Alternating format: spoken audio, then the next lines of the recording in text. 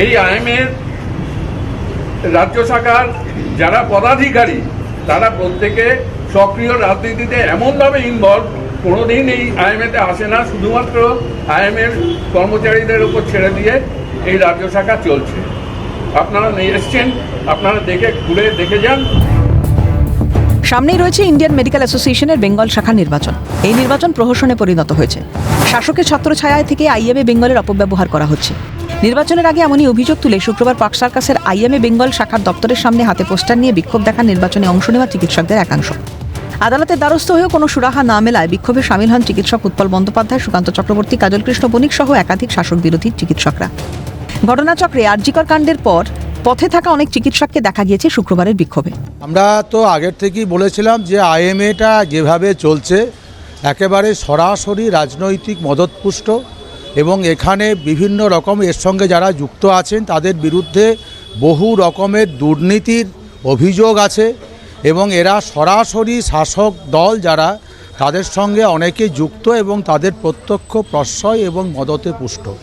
স্বাভাবিকভাবেই এই আইএমএ, যে আইএমের সঙ্গে আমাদের ডক্টর বিধানচন্দ্র রায়ের মতো নাম, এর বিরাট ঐতিহ্যের সঙ্গে যার নাম যুক্ত হয়ে আছে, তো এই রকম একটা জায়গাতে আমরা একটা দুর্নীতিমুক্ত, স্বচ্ছ, সরাসরি রাজনৈতিক প্রভাবের বাইরে থাকা চিকিৎসক এবং সাধারণ মানুষের বান্ধব হয়ে উঠতে পারে এই রকম একটা আইএমএ তৈরি করার পক্ষে। সংবাদ মাধ্যমের মুখোমুখি হয়ে জয়েন্ট প্ল্যাটফর্ম অফ ডক্টরসের সদস্য উৎপল বন্দ্যোপাধ্যায় বলেন, আইএমএ বেঙ্গল ব্রাঞ্চের সঙ্গে যুক্ত থাকা ব্যক্তিরা শাসক দলের মদতপুষ্ট এবং এদের বিরুদ্ধে রয়েছে একাধিক দুর্নীতির অভিযোগ। তাই দুর্নীতিমুক্ত, স্বচ্ছ ও রাজনৈতিক প্রভাবের বাইরে থাকা চিকিৎসক ও সাধারণ মানুষের বান্ধব হয়ে উঠতে পারে সেই রকম আইএমএ গড়ার লক্ষ্যে ইন্ডিয়ান মেডিকেল কাউন্সিল বেঙ্গল ব্রাঞ্চের নির্বাচন। অথচ সেখানে উঠেছে কারচুপির অভিযোগ, স্বচ্ছতার অভাব রয়েছে, মৃত ব্যক্তিদের নাম রয়েছে ভোটার তালিকায়। ৩রা নভেম্বর থেকে নির্বাচনী প্রক্রিয়া শুরু হয়েছে, কিন্তু ভোটারদের কাছে পৌঁছয়নি ব্যালট।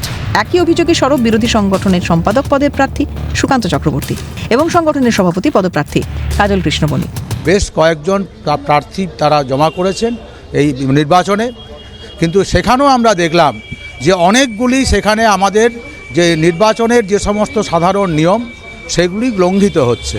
ভোটার লিস্ট নিয়ে স্বচ্ছতা নেই, যেখানে যেভাবে ব্যালট পাঠানো দরকার রেজিস্টার্ড পোস্টে সংবিধান অনুযায়ী রেজিস্টার্ড পোস্টে ব্যালট পৌঁছানো হয়নি, এবং ব্যালট সমস্ত যারা স্টেট কাউন্সিল মেম্বার যারা হচ্ছে এই নির্বাচনে ভোট দেওয়ার অধিকারী তাদের কাছে পর্যন্ত সবার কাছে ব্যালট পৌঁছয়নি, এবং আশঙ্কা করা হচ্ছে যে প্রায় 700 থেকে 750 হচ্ছে এই নির্বাচনের ভোটার, তাদের এখনও পর্যন্ত 1/3 কম ভোটারের হাতে ব্যালট পৌঁছেছে। কিন্তু আমরা যেটা বলছি যে আইএমএর যারা স্টেট প্রেসিডেন্ট এবং সেক্রেটারি যাদের নামে আইএমএর সভা করে কন্ডোলেন্স প্রস্তাব পাশ হয়েছে, তারাও কি করে ওনারা জানতে পারলেন না যে তারা অলরেডি আমাদের ছেড়ে চলে গেছেন, তাদের নামও কি করে এলো। এবং যেটা বলছি, একটা রেজিস্টার্ড যে কোনো একটা ইম্পর্টেন্ট আইএমএর মতো ইলেকশনের ব্যালট, যেটা আমাদের অলরেডি যারা নমিনেশন ফাইল করেছে সেই টাকার চেয়ে অনেক কম খরচেও রেজিস্টার্ড পোস্টে একটা অ্যাকনোলেজমেন্ট স্লিপ দিয়ে পাঠানো যেত, তার চেয়ে ওনারা অনলাইন ভোটিং করতে পারতেন।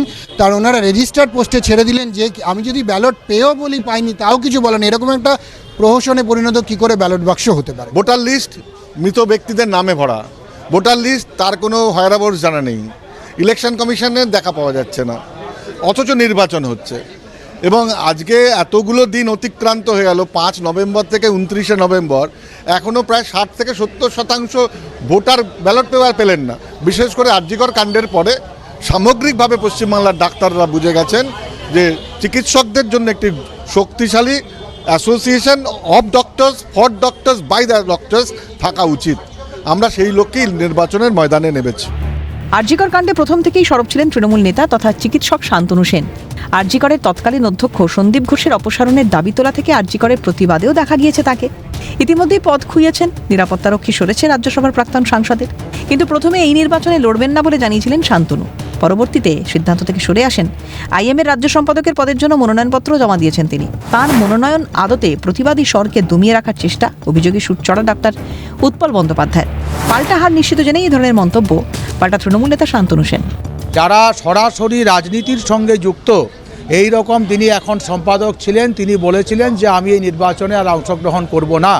তারপরে হঠাৎ করে দেখলাম কি একটা ঘটনা ঘটলো যে তিনি আবার নির্বাচন পদপ্রার্থী হলেন।